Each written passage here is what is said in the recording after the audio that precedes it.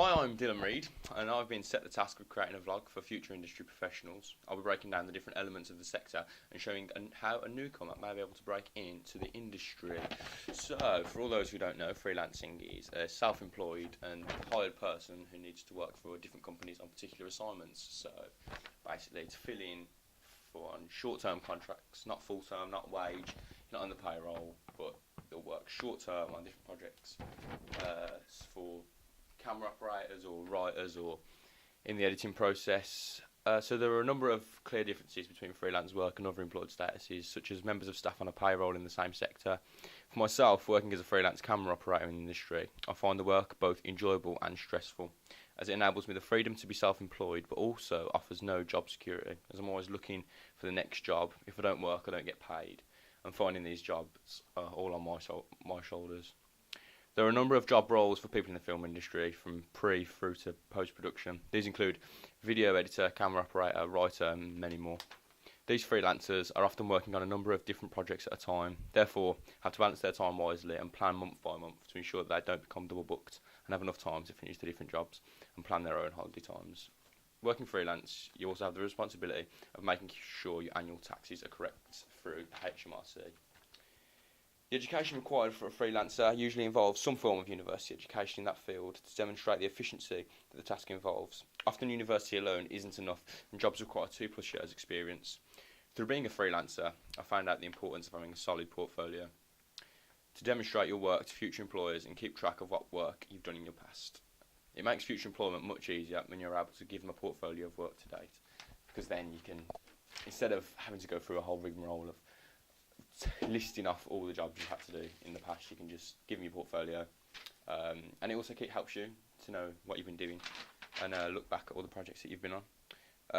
Work placements are often available throughout university and through making connections with industry professionals as you make your way into the film industry. I suggest newcomers to take every work experience opportunity that comes their way, as experiences in the workplace is invaluable, as here is where you will work as if you were in a career and learn skills that will enable you to progress further.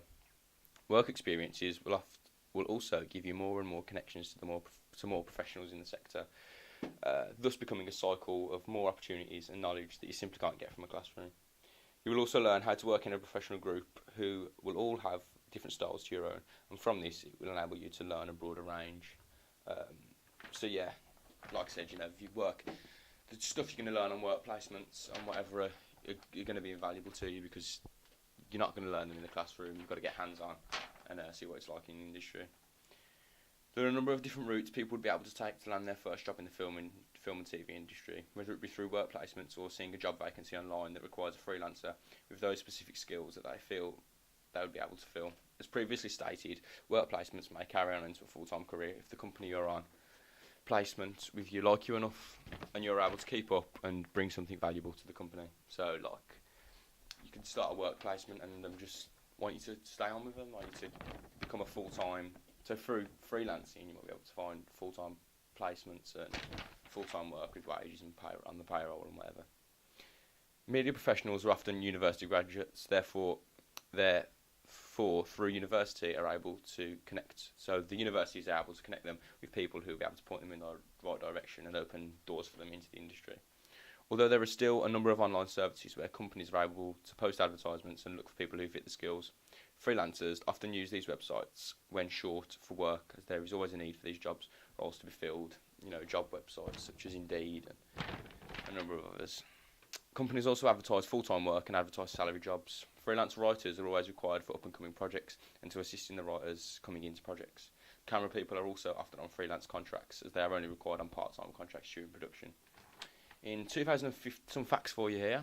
In 2015, around 67,000 people worked in the UK film industry, of whom 47,000 worked in film and video production. In 2015, 65% of the UK film and video production workforce was based in London and the South East. Just over half, 51% of people working in film and video production were freelance. So you can see 51% of the people working in film and video production are freelance. So it shows how much of a huge amount of the industries is freelance work. So it's invaluable. There's always going to be jobs there, and it's ever growing as well. Most film industry businesses had low numbers of employees. In particular, those involved in film and video production, where 96% of workplaces employed 10 people or fewer. The British film industry hold exhibitions that showcase opportunities freelancers can take, and also have a website where they keep British freelancers up to date on what's going on in the film industry. So it's really handy to check in on with them and see what's going on in the film industry in this country, and they kind of update every day. Overall, I feel becoming a freelancer in the media sector is an amazing opportunity for industry newcomers to become, as it will allow them to meet a number of different people from the industry and begin to network themselves in their dream career. Thank you. Thanks for watching. Thanks for listening.